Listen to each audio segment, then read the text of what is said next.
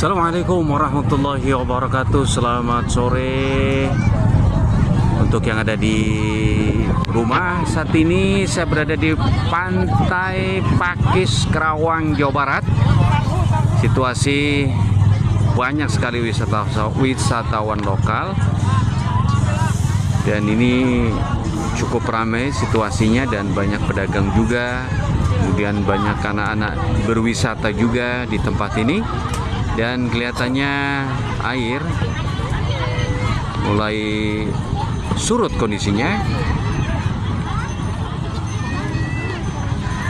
dan banyak sekali pengunjung yang hadir di hari ini, di hari Minggu tanggal 29 Maret 2026.